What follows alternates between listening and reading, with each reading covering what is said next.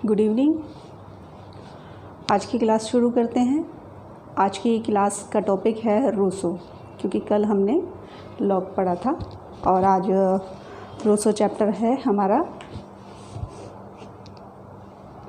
Okay, तो सबसे पहले क्लास शुरू करने से पहले रूसो का मैं इंट्रोडक्शन दे देती हूँ कि रूसो कौन थे और रूसो ने किस प्रकार राज्य के विचार रखे या राजनीतिक अपने विचार रखे, एक की बात, ठीक है। क्योंकि हमारा टॉपिक है सेकंड टॉपिक अभी जो चल रहा है। सेकंड टॉपिक में हमारे थिंकर चल रहे हैं रूसो। हॉब्स लॉक दोनों हो चुके हैं, अब हम रूसो पर हैं, ठीक।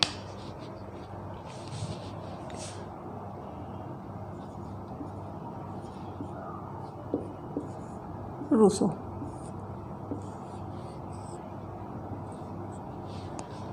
लॉक से रिलेटेड किसी स्टूडेंट को कुछ भी पूछना है तो वो पूछ सकते हैं।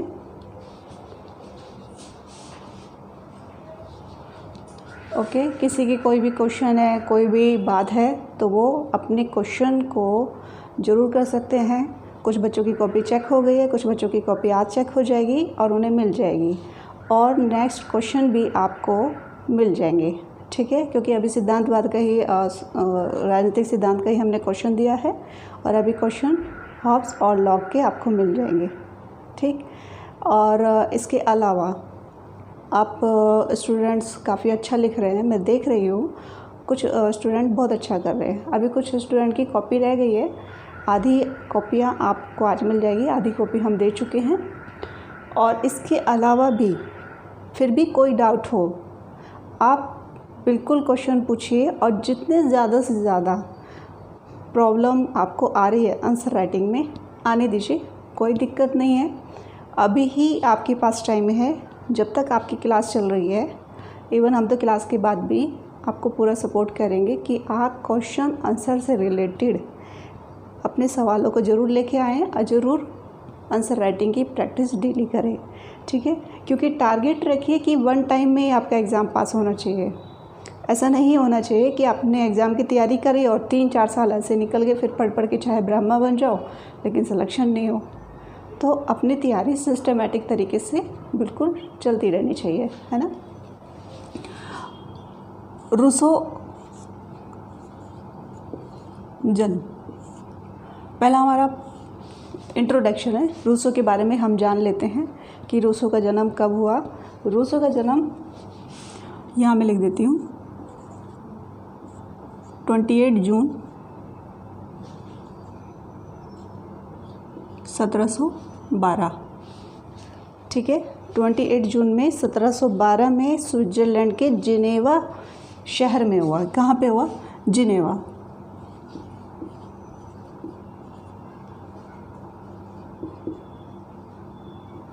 ये स्विट्ज़रलैंड की शॉर्ट फॉर्म मैंने लिख दी है, स्विट्ज़रलैंड में, ठीक है।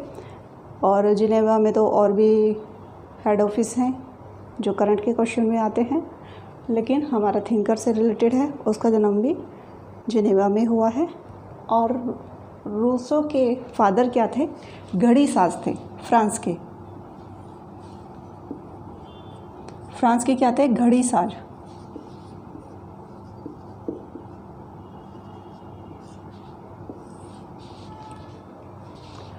बचपन में ही जब रूसो छोटे अवस्था में थे, यानी कि बाल अवस्था में थे, रूसो की मदर एक्सपायर हो गई थी, उनकी माता का देहांत हो गया था। फिर आगे चलकर रूसो को रूसो के चाचा जी ने पाला। कारण क्या था?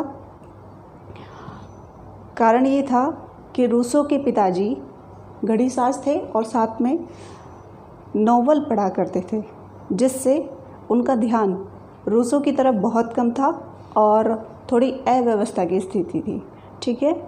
और लेकिन स्विट्ज़रलैंड की सुंदरता बहुत अच्छी है, रूसो का ध्यान वहाँ की सुंदरता पे जाता था। तो आपने देखा होगा कि कोई भी व्यक्ति जो प्राकृतिक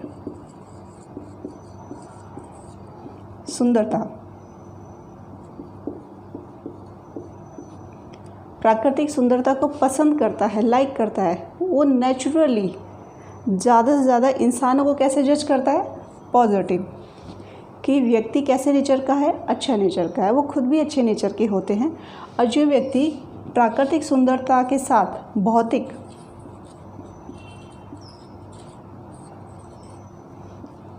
ठीक है भौतिक सुंदरता में इंटरेस्ट रखते हैं, या फिर किसी को बंगला, गाड़ी, भौतिक चीज़ों से ज़्यादा लगाव होता है, तो ऐसे व्यक्ति का नेचर अमूमन कैसा होता है। अमूमन की बात कर रही हूँ, मैं सब पर लागू नहीं कर रही हूँ, ध्यान रखिएगा, नहीं तो आप सोचेंगे मेरे पास भी गाड़ी है लेकिन मैं तो अच्छा हूँ। कोई बात नहीं। तो जिन व्यक्तियों को भौतिक सुंदरता पसंद है या भौतिक साधनों से प्रेम होता है, वो लोग कैसे होते हैं, टेक्निकल। उनके अंदर ज़्यादा इमोशनल होना नहीं होता। लेकिन ज़्यादा इमोशनली कौन लोग होते हैं, जो प्राकृतिक प्रेमी होते हैं। तो रूसो शुरू से ही क्या थे, प्राकृतिक सुंदरता के प्रति अट्रैक्ट थे, प्राकृतिक सुंदरता को मानते थे। ठीक है, तो एक ये भी पॉइंट बनता है कि रूसो व्यक्ति को अच्छा मानते हैं, आदर्श मानते हैं, है ना। फिर उसके बाद रूसो ने, हालांकि रूसो पढ़ाई में बहुत अच्छे नहीं थे, उन्होंने अपने भाई के साथ लैटिन भाषा भी सीखी, लेकिन सीख नहीं पाए ज़्यादा दिन तक। फिर उसके बाद उन्होंने नोवेल पढ़े, हॉब्स के और लॉक के।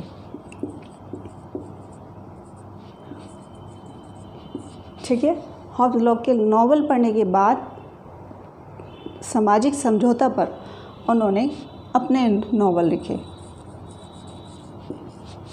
3rd नंबर पे, तभी रूसो का नाम आया। उससे पहले जब तक उन्होंने नॉवल नहीं पढ़े थे, क्योंकि रूसो को रुचि नहीं थी, ऑलरेडी उसके घर में उसके फादर पढ़ते थे और वो बिल्कुल ही लापरवाह थे।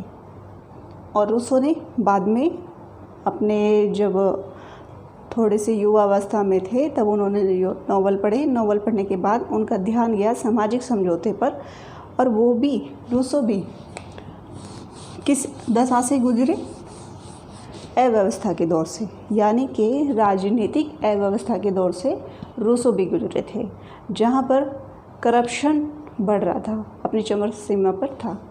ठीक है, इसे मिटा देते हैं। अब बात करते हैं रूसो के सामाजिक समझौते की। ठीक है, पॉइंट आया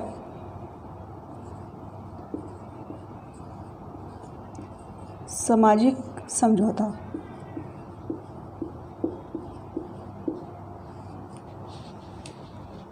रूसो का जन्म जब हुआ था तो कौन सी सदी थी, 15वीं सदी। और इसी दौरान 15वीं सदी में ही रूसो ने क्या किया,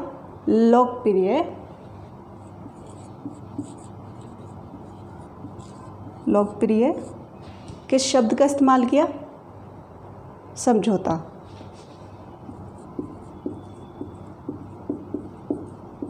अभी देखो बातों में उदारता आने लगी। जब हम हॉब्स को पढ़ रहे थे तो समझौता कैसा होता था, निरंकुश। कौन से तत्व दिखाई देते थे, निरंकुश। हालांकि वहाँ पर भी क्या था, सब व्यक्तियों का एक मत था अपने राज्य को लेकर के, समझौतों को लेकर के। ठीक है, लॉक जब हमने पढ़ा, लॉक की भी क्या स्थिति थी, जस्ट बिल्कुल अपोजिट थी। ठीक है, और उसके बाद रूसो ने भी परिस्थिति को समझ लिया था और जान लिया था। उसके बाद रूसो ने भी जब राज्य से रिलेटेड अपनी बातें रखी, अपने पक्ष रखे, तो लोकप्रिय समझौता या लोकप्रिय प्रभुसत्ता का जनक माना जाने लगा। ओके, और इसमें लोग कैसे थे, आदर्शवादी। उन्होंने व्यक्ति को आदर्शवादी बताया, विवेकशील बताया, और लॉक ने और रूसो ने लोकप्रिय क्या बताया, समझौता। ठीक है, तो ये श्रेय भी किसको जाता है, रूसो को जाता है। और ये लिख लीजिएगा एक नोट करके, ऐसे करके नोट, रूसो का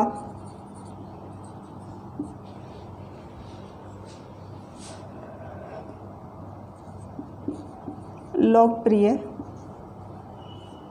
प्रभुसत्ता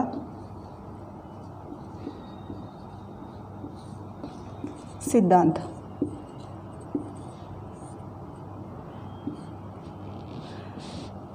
ये इम्पोर्टेंट है और क्वेश्चन है लोकप्रिय प्रभुसत्ता का सिद्धांत। इस शब्द को आप नोट कर लीजिए क्योंकि क्वेश्चन आता है। इससे रिलेटेड क्वेश्चन 100% आपका आया रखा है और ये क्वेश्चन आपका आएगा 10 नंबर में। मैक्सिमम चांस है 10 नंबर में पूछा जाने वाले के लिए। ठीक है, इसको एक्सप्लेन करने के लिए कि लोकप्रिय प्रभुसत्ता को अब पूछा किसी भी रूप में जा सकता है, उसके नेगेटिव पॉइंट पूछे जा सकते हैं, पॉजिटिव पूछे जा सकते हैं। इससे रिलेटेड आपको जानकारी हासिल रखनी है। नोट्स में हम आपको दे ही देंगे, मिल जाएंगे। ठीक है, तो सामाजिक समझौता हुआ। सामाजिक समझौते में सबसे पहली स्थिति क्या थी? रूसो के समय एक आदर्श समझौता था। ये कैसा समझौता था?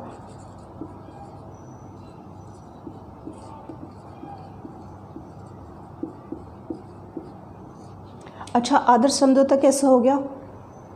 क्योंकि यहाँ आदर्श के लिए इसलिए था, जब हम राज्य का निर्माण कर रहे हैं और जनता एक डिसीजन लेती है, डिसीजन हॉप के मतलब सामूहिक डिसीजन लिया गया, लॉक के समय में भी लिया गया और ज़्यादा अंतर नहीं था इन दोनों के टाइम में, 33 साल का अंतर था मात्र। तो लेकिन स्थिति तो वही हुई, एक चीज़ को समझने वाले कि तीनों ही थिंकर में पॉइंट जनता की एक सोच को महत्व दिया गया। हाँ, लेकिन अब कैसा रूप हो गया? मतलब आदर्श।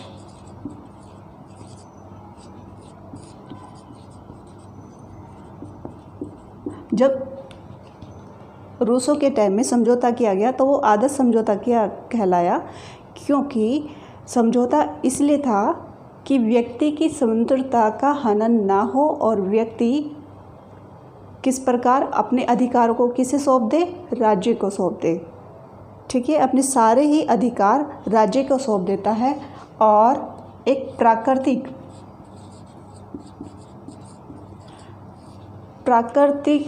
स्वतंत्रता को खोकर कौन सी स्वतंत्रता प्राप्त कर लेता है? नागरिक। ठीक है, और ये समझौते सामाजिक समझौता में क्या थी? इसके सिद्धांत में शामिल पॉइंट है। ठीक है, सामाजिक समझौता का सिद्धांत पूरा लिख लीजिएगा, नहीं तो समझने में थोड़ा सा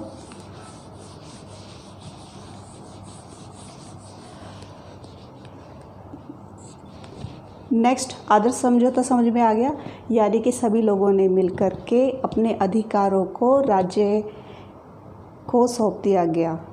और किस लिए सौंप दिया गया? ताकि जो प्राकृतिक अवस्था है, प्राकृतिक जो हमारे अधिकार हैं, जिस तरीके से अब व्यक्ति प्राकृतिक तरफ से स्वतंत्र नहीं होगा कि यहाँ जा सकता है, वहाँ जा सकता है, किसी के भी घर में घुस जा सकता है, किसी को मार सकता है, किसी को डरा सकता है, किसी को धमका सकता है, या किसी के पैसे छीन के भाग जाए, वो व्यवस्था नहीं रही। प्राकृतिक व्यवस्था को समाप्त करके एक नागरिक व्यवस्था को समझा लिया। नागरिक का मतलब ये है जिसे पता हो कि मेरा परिवार है, मेरे परिवार के कुछ कर्तव्य है और आसपास के जो पड़ोसी हैं वो मेरा समाज है, उनके प्रति भी उसके कुछ कर्तव्य हैं। जब व्यक्ति को कर्तव्यों की सेंस आने लगती है तो वो राज्य के प्रति नागरिक कहलाने लगता है।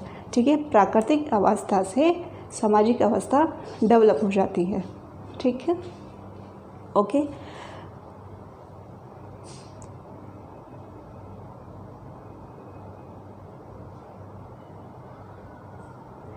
हाँ, कुछ बच्चे क्वेश्चन पूछ रहे हैं, लेकिन ठीक है, नेक्स्ट बैच तो अगले महीने होगा क्लास, मतलब एग्ज़ाम के बाद, उससे पहले नहीं होगा। ठीक, पूरी क्लासेस ज्वाइन करने के लिए आप अलग से बात कर सकते हैं और भी बीच में कॉल मत कीजिए प्लीज़। ठीक है, हम कॉल नहीं लेंगे। राज्य की उत्पत्ति कैसे हुई? अब आप समझिए नेक्स्ट पॉइंट जब आता है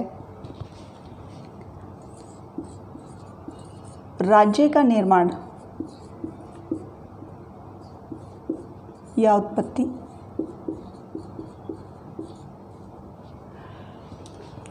किसके अंदर हुई? सामाजिक समझौते के अंदर।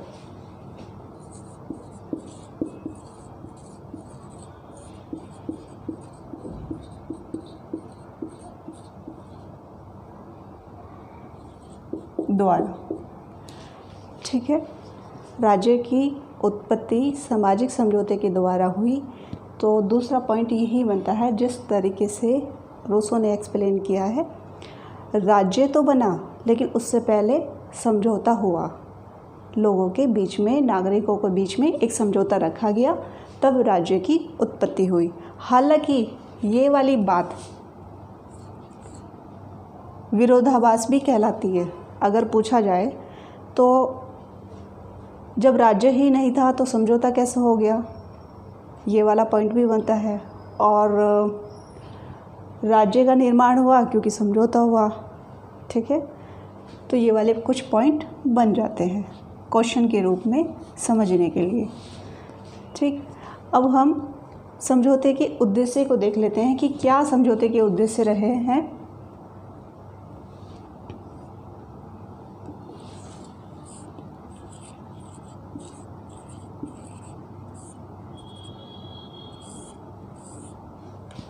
समझौते के कुछ उद्देश्य भी रहे हैं जिस वजह से समझौता बनाया गया है, नागरिकों के लिए समझौता किया गया।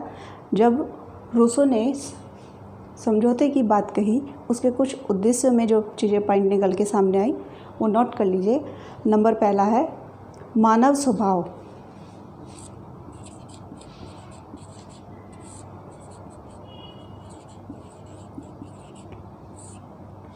मानव स्वभाव कैसा हो गया? प्राकृतिक था और अव्यस्त था।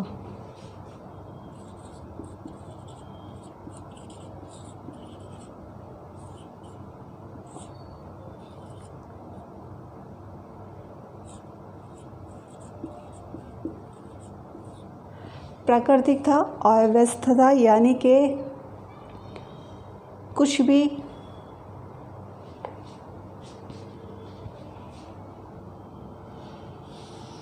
इसे मिटा देते हैं। प्राकृतिक आप समझिए, प्राकृतिक का मतलब है कि उद्देश्य को बनाने का एक कारण हो गया कि मनुष्य का जीवन कैसा हो गया, प्राकृतिक है। प्राकृतिक में सब कुछ व्यवस्था कैसी है, डिसबैलेंस है, यानी कि व्यक्ति अपने ही विवेक के अनुसार कोई भी कार्य करेगा, ये जाने बिना कि मैं दूसरे के अधिकार में हस्तक्षेप कर रहा हूँ या नहीं, ठीक है। तो ये प्राकृतिक अवस्था थी जिसको बैलेंस करने के लिए, जिसे सही करने के लिए एक समझौता बनाया गया, ठीक है। दूसरा, समझौते का कारण क्या था? एक विधि निर्माण हुई।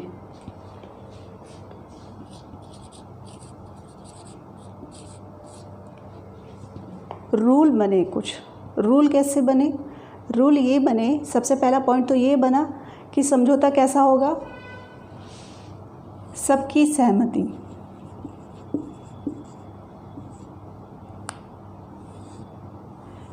या प्रभुसत्ता लिख दिए,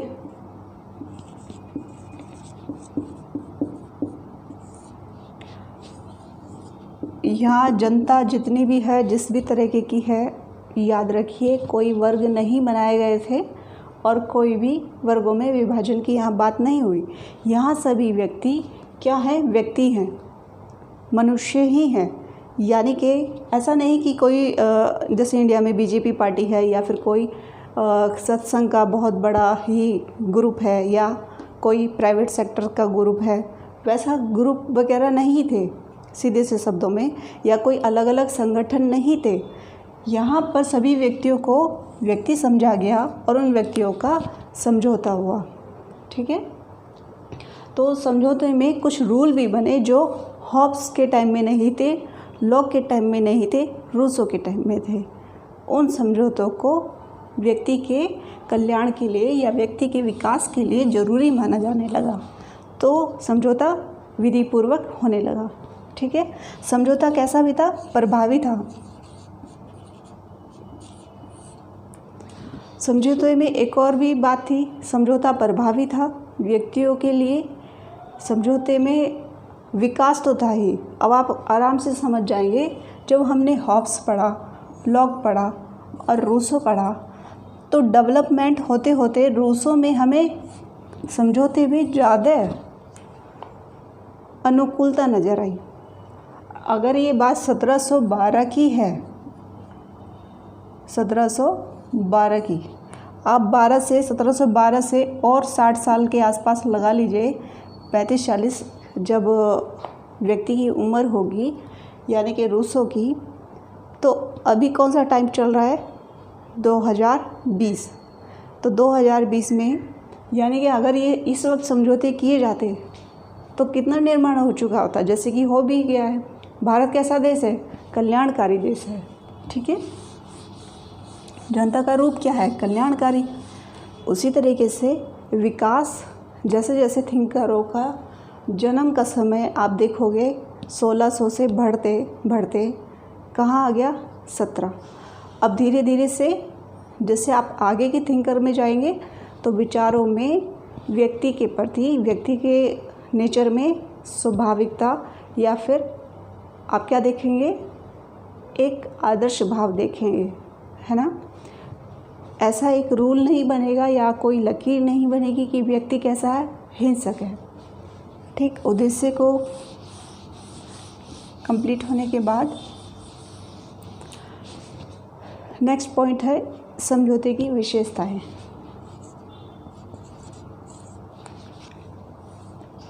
विशेषताएं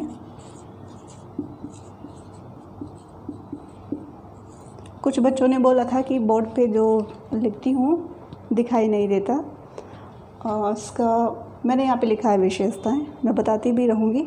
ठीक है, विशेषता ये हुई कि समझौता एक बार हुआ,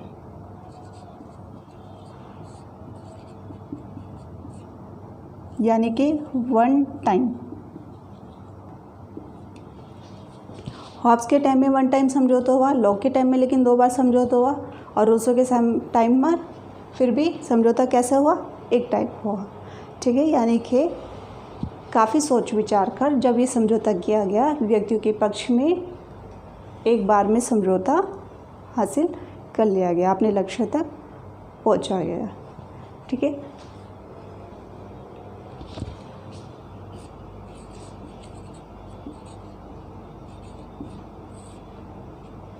स्वतंत्रता। आप देखेंगे कि व्यक्ति की स्वतंत्रता सबसे पहले मुद्दा होता है।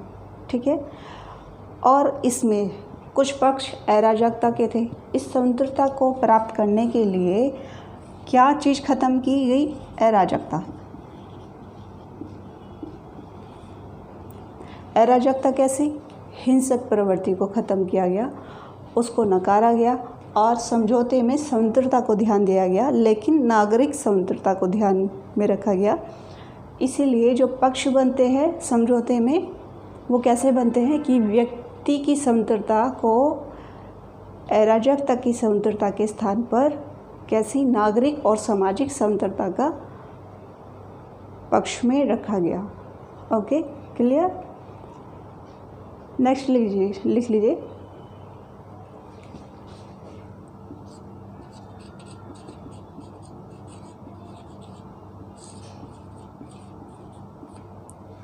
व्यक्ति किस तरह से कॉन्फिडेंस फील करने लगे कि वो नागरिक हैं, यानी कि अब उन्हें पूरा आत्मविश्वास है, कॉन्फिडेंस है कि अगर उनके जीवन को, किस तरह से संपत्ति को और परिवार को कोई हानि पहुंचती है तो उस समय क्या होगा? राज्य उनका पक्ष लेगा, राज्य उनको सहयोग करेगा।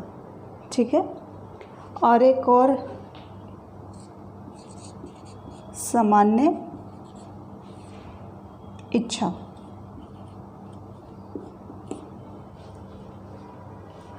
इसे अंडरलाइन कर लीजिए। और सामान्य इच्छा, रूसो का सामान्य इच्छा रूसो का सामान्य इच्छा का सिद्धांत। ये लिख लीजिए और इसे अंडरलाइन कर लीजिए, क्योंकि रूसो का सामान्य इच्छा का सिद्धांत पेपरों में बहुत ज़्यादा पूछा जाता है। सामान्य इच्छा क्या है इस तौर पर। नेक्स्ट पॉइंट तो यही है, विशेषताओं में सामान्य इच्छा को महत्व दिया गया, यानी कि किसी एक व्यक्ति को महत्व नहीं दिया गया, न ही किसी वर्ग को। यहाँ पर धरती में या फिर उस राज्य में मौजूद हर व्यक्ति को उनकी एक सामान्य इच्छा हुई। सामान्य इच्छा तो आप समझोगे पर्सनल व्यक्तिगत मेरी इच्छाएं अलग हो सकती हैं, लेकिन जब राज्य को लेकर के बात आई तो हमने क्या रखी, अपनी सामान्य इच्छा कि हाँ हमें इस तरह के प्रशासन के तहत हमें अपने अधिकार किसे सौंप देने चाहिए, अपने राज्य को सौंप देने चाहिए। ठीक है, और याद रखिए अभी कोई देवीय या फिर पॉप का समय नहीं आया है, ये बाद में आएगा। ठीक है, नेक्स्ट पॉइंट इसमें लिख लीजिए,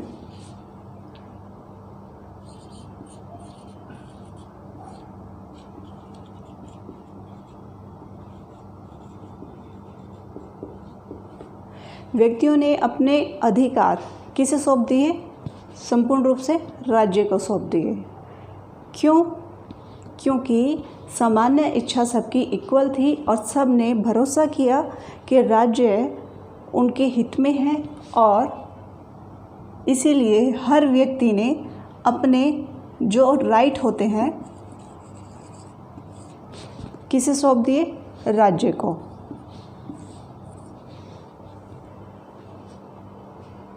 तो ये अच्छा सिद्धांत था और सबकी सामान्य इच्छा में शामिल है, ताकि सभी लोगों ने, और ये कैसे अधिकार थे, ये प्राकृतिक अधिकार थे। ये किस तरीके के अधिकार थे, उस तरीके के नकारात्मक अधिकार थे कि कोई व्यक्ति किसी दूसरे व्यक्ति के कार्य में एक तरीके से मान लीजिए हस्तक्षेप नहीं करे, या फिर जो प्राकृतिक हैं लेकिन अराजकता की श्रेणी में है, या फिर आप समझिए जो समय जो दशा किसके टाइम थी, हॉब्स के टाइम थी, कैसे थी, बड़ी ही भव्य और ख़तरनाक दशा, जिसमें व्यक्ति को महसूस होता था कि मेरे प्राण भी क्या सुरक्षित नहीं है, जिससे हॉब्स का भी जन्म हुआ। तो कैसे हुआ था, परिस्थिति को देखते हुए, जन्म से पूर्व ही उसका जन्म हुआ, उसकी माता ने जन्म दिया था और बचपन से ही उसके साथ एक भय की स्थिति मौजूद थी कि जीवन अस्तित्व खतरे में है। यही उसके पिताजी भी महसूस करते थे कि जीवन अस्तित्व खतरे में है, लेकिन राज्य ने, यहाँ व्यक्तियों ने अपने जीवन के लिए, अपनी स्वतंत्रता को बैलेंस करने के लिए, क्योंकि अगर लगता है कि मेरे प्राण खतरे में हैं, किस वजह से, कि सामने किसी व्यक्ति की वजह से, कोई व्यक्ति ऐसा है कि मुझ पर आक्रमण कर सकता है, या कोई व्यक्ति ऐसा है कि किसी भी व्यक्ति को, किसी अन्य व्यक्ति को हानि पहुंचा सकता है, तो इसके बचाव के लिए क्या ज़रूरी है कि राज्य बने और हम सब अपने अधिकार, अपनी ताकत, अपने पावर किसको सौंप दें, राज्य को सौंप दें। अब राज्य क्या करेगा, इस व्यवस्था को बैलेंस करेगा। ठीक है, ताकि राज्य का जब आदेश आएगा तो सबको मान्य होगा। तो सामान्य इच्छा के सिद्धांत में ये चीज़ शामिल की गई और मान्य भी रही। ठीक है,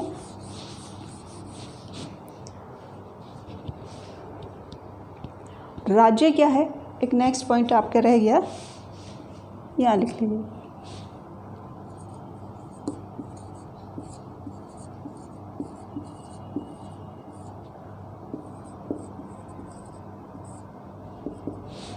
राज्य स्वयं एक उद्देश्य है। किस तरीके से उद्देश्य, कि व्यक्तियों, उद्देश्य आप समझ जाइए कि व्यक्तियों ने अपने लिए राज्य का जब निर्माण किया तो एक उद्देश्य की तरफ से किया, ना कि राज्य का अपना कोई उद्देश्य है। ठीक है, राज्य का कोई उद्देश्य नहीं है। लेकिन राज्य स्वयं एक उद्देश्य है, ये पूछा जा सकता है, क्योंकि बात में थोड़ा सा कन्फ्यूज़न हर स्टूडेंट को समझने में हो जाएगा। अब आप इसे ऐसे समझिए पॉइंट को,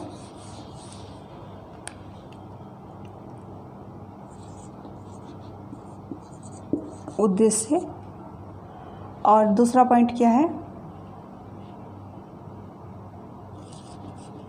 राज्य।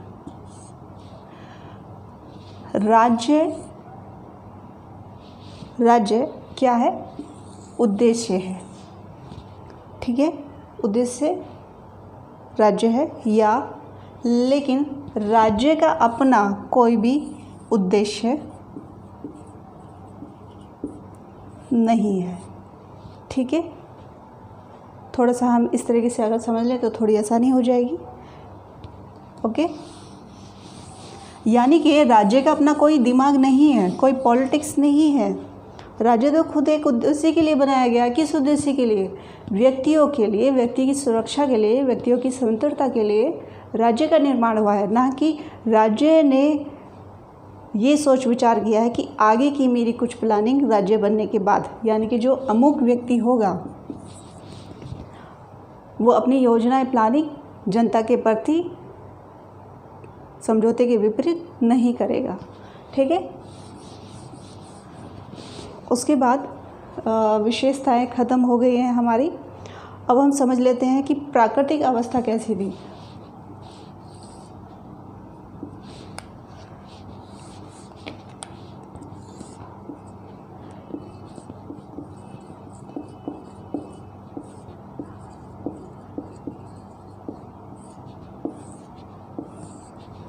प्राकृतिक अवस्था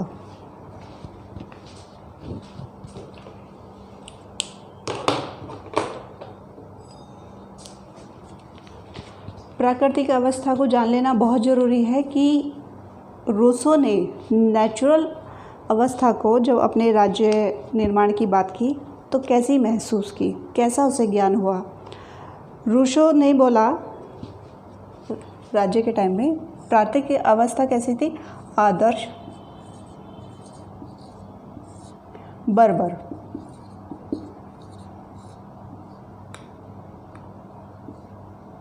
ये आदर्श बर्बर क्या है जो प्राकृतिक अवस्था में रखी गई, ये पॉइंट को थोड़ा सा आप रेड लाइन से या रेड पेन से कर लीजिएगा। सामान्य इच्छा का सिद्धांत तो बहुत इम्पोर्टेंट है, वो क्वेश्चन में आना बहुत ही ज़्यादा है। और लोकप्रिय प्रभुसत्ता, 3 पॉइंट रूसो के टाइम के जो अधिक से पूछे जा सकते हैं, कभी भी पूछे जा सकते हैं, स्टेट में भी पूछे जा सकते हैं और यूपीएससी में भी पूछने के बहुत ज़्यादा चांस है, ठीक है। आदर्श बर्बर क्या है? बर्बर का शब्द तो आप जानते ही हैं, यानी कि एक ऐसा दिमागी इंटेंशन जो कोई व्यक्ति किसी की तरफ क्या करते हैं, लगातार प्रयासरत रहता है। या फिर कोई बर्बर, अगर कोई व्यक्ति हिंसक है, हिंसक बर्बर है तो कैसा होगा? क्रूर होगा, उसकी कोई सीमा नहीं होगी। तो उसी तरीके से आदर्श और बर्बर है, लेकिन कैसा है? संतुष्ट प्राणी है। ये संतुष्ट कैसा होगा? यानी कि व्यक्ति अपने संसाधनों से, अपने कार्यों से, अपनी मेहनत से कैसा है? बिल्कुल ही संतुष्ट प्राणी है और किसी को भी हानि पहुंचाने का कार्य बिल्कुल भी नहीं करेगा, ठीक है। एग्जैक्ट आप आदर्श बर्बर को समझ जाइए, क्योंकि आदर्श शब्द लगा हुआ है और बाद में बर्बर, ठीक है। कैसा मानता है रूसो व्यक्ति को? प्राकृतिक अवस्था में व्यक्ति कैसा है? भोला,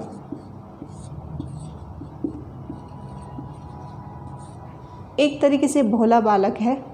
और इस भोले बालक को यानी कि व्यक्ति को क्या किया जा सकता है? फंसाया भी जा सकता है। यानी कि व्यक्ति जन्म से क्रूर नहीं है, लेकिन उसे क्रूर बनाया जा सकता है। तो इसलिए व्यक्ति बड़ा भोला है, उसे नहीं पता कि उसे लाभ क्या होगा, हानि क्या होगी, लेकिन व्यक्ति के साथ उसको बहकाया जा सकता है। तो व्यक्ति बहुत ही भोला प्राणी है, लेकिन व्यक्ति वास्तव में किसी को हानि पहुंचाने के कार्य नहीं कर सकता, ठीक है। और इसके अलावा एक पॉइंट लिख लीजिए, मनुष्य स्वतंत्र पैदा हुआ, लेकिन इस लाइन को भी रेड पेन से क्या करेंगे आप, अंडरलाइन कर लेंगे, नहीं तो इम्पोर्टेंट यहाँ पे लिख लीजिए, बिल्कुल लिख लीजिए, लेकिन लिख लीजिए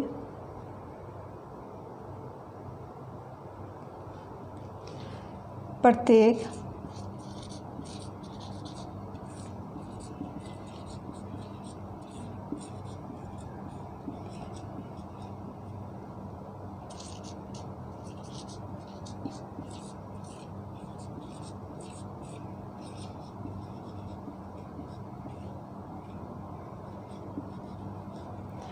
मनुष्य स्वतंत्र पैदा हुआ, लेकिन प्रत्येक स्थान पर बंधनों से झगड़ा हुआ है। ठीक है, इस कहावत को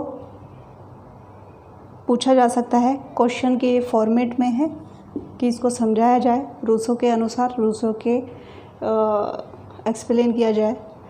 यानी कि व्यक्ति वास्तव में क्या जन्म लेता है तो और बाल्यावस्था में होता है, जन्म के टाइम में व्यक्ति को कुछ नहीं होता पता, उसके परिवार का उसको ज्ञान नहीं होता, उसे संपत्ति का ज्ञान नहीं होता, उसे लाभ का ज्ञान नहीं होता, उसे हानि का ज्ञान नहीं होता।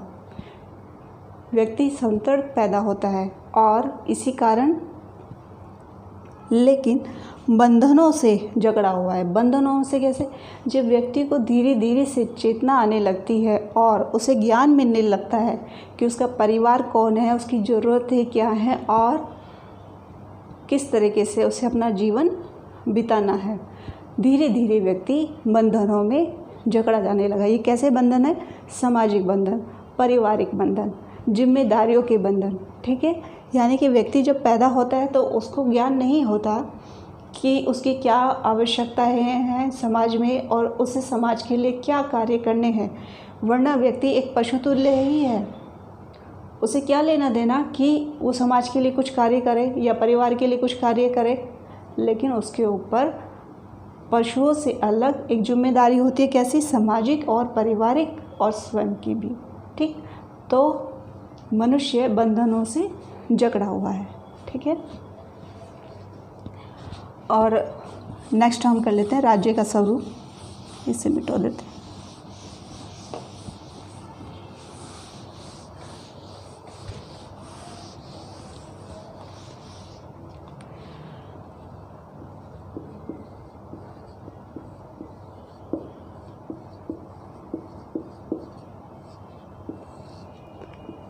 इन पॉइंट में किसी को भी जो अब तक पूछे गए हैं कोई भी दिक्कत आए, जैसे समझौता के सिद्धांत में, उसके उद्देश्य में या उसकी विशेषताएं में, और इसके अलावा प्राकृतिक अवस्था में, तो आप पूछ सकते हैं, क्लास के बाद भी पूछ सकते हैं। और ज़रूरी नहीं कि आप क्लास के स्टूडेंट हैं और पूछना चाहते हैं, आप तो भी पूछ सकते हैं।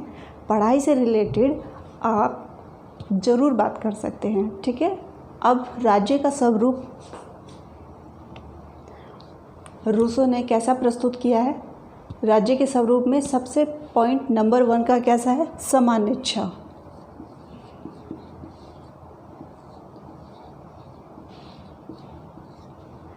लिख लीजिए, सामान्य इच्छा को हमने अभी एक्सप्लेन किया है कि सामान्य इच्छा सबकी सहमति से सबके लिए बराबर क्या है, राज्य को समर्पित अपने अधिकार, तो वो कैसे हो गए, सामान्य इच्छा हो गए।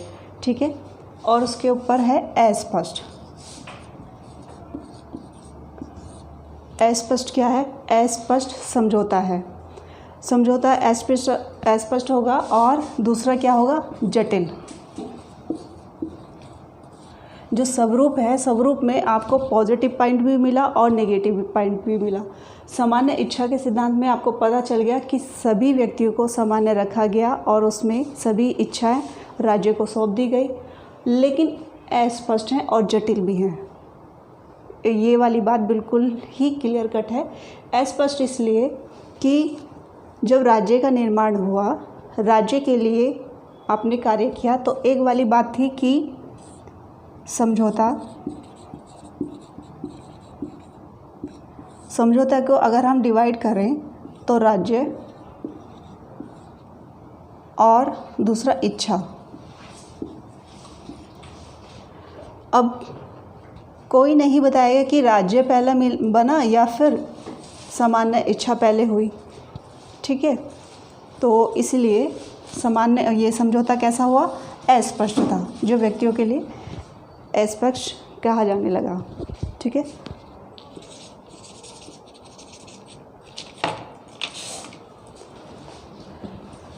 नोट कर लीजिए, नोट करने लायक है।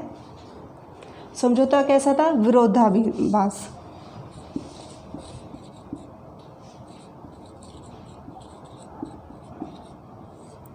समझौते में किस तरीके के तत्व नज़र आने लगे, विरोधाभास के। कैसे, कौन समझौता को क्लियर ही नहीं कर पा रहे थे कि समझौता वास्तव में सामान्य इच्छा का समझौता जो कराया गया है, क्या वो सही में ही स्पष्ट है, क्लियर है। हम कौन कौन से अधिकार, प्राकृतिक कौन कौन से अधिकार होते हैं, ये कौन ज्ञान देगा, कोई नहीं। अब मान लिया कि राज्य को हमने सारे अधिकार क्या कर दिए, समर्पित कर दिए, हम किसके अधीन आ गए, राज्य के अधीन। लेकिन कौन से अधिकार, ये कभी भी रूसों के समझौते में स्पष्ट नहीं किए गए। और समाज क्या है, ये भी ज्ञान नहीं दिया गया, ठीक है। तो विरोधाभास रूसों के ही समझौते के सिद्धांत में नज़र आता है। अब राज्य का महत्व, एक नेक्स्ट पॉइंट बनेगा यहाँ पे, राज्य का महत्व। राज्य का सिर्फ एक महत्व बनता है सबसे बड़ा, हालांकि वैसे तो बहुत सारे महत्व है। जैसे इसमें सबसे बड़ा एक महत्व है लोकप्रिय प्रभुसत्ता।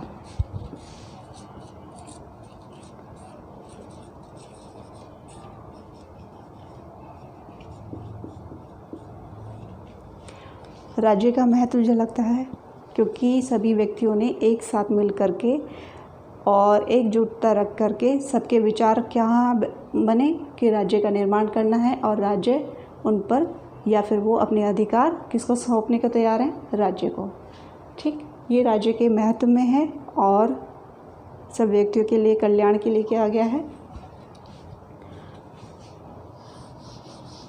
महत्व में ज़्यादा पॉइंट पूछे नहीं जाते हैं, बहुत ही कम पॉइंट हैं, और इसे आप अपनी तरफ से बना के भी कर सकते हैं। कुछ पॉइंट बिल्कुल ही सटीक हैं, जैसे लोकप्रिय प्रभुसत्ता रहेगी और नागरिक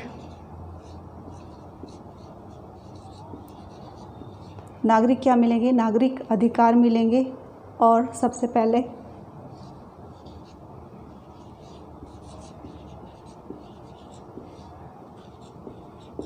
क्या नहीं है, हिंसक नहीं है। राज्य की दृष्टि जनता के लिए हिंसक या कैसी तानाशाही बिल्कुल भी नहीं है, एक साधारण सी व्यवस्था है।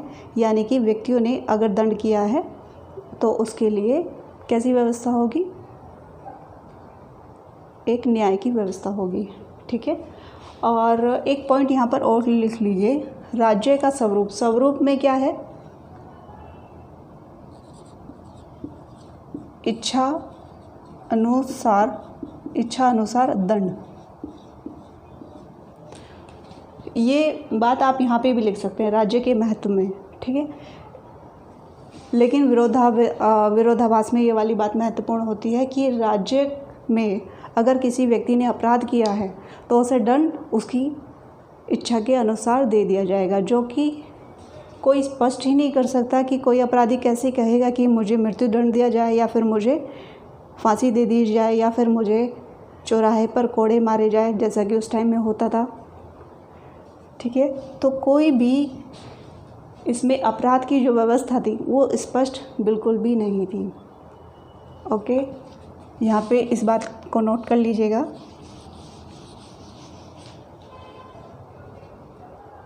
सबसे ज़्यादा सामान्य इच्छा का सिद्धांत जो रूसों ने प्रस्तुत किया है, बहुत ज़्यादा एग्ज़ाम में पूछा जाता है, उसकी बहुत अच्छे से तैयारी करने की आपको चाहिए, और उससे रिलेटेड क्वेश्चन मैं आपको दे दूँगी। क्वेश्चन आप बिल्कुल ही कर लीजिएगा, अगर गलत भी होता है तो भी आप कीजिएगा, क्योंकि आप एक बार गलत करेंगे तो सेकंड टाइम अच्छा करेंगे। आपको कमी ही तो पता चलनी है क्वेश्चन में कि आप कमी क्या कर रहे हैं, और एक एक करके जब कमी ख़त्म हो जाएगी क्वेश्चन सही हो जाएंगे।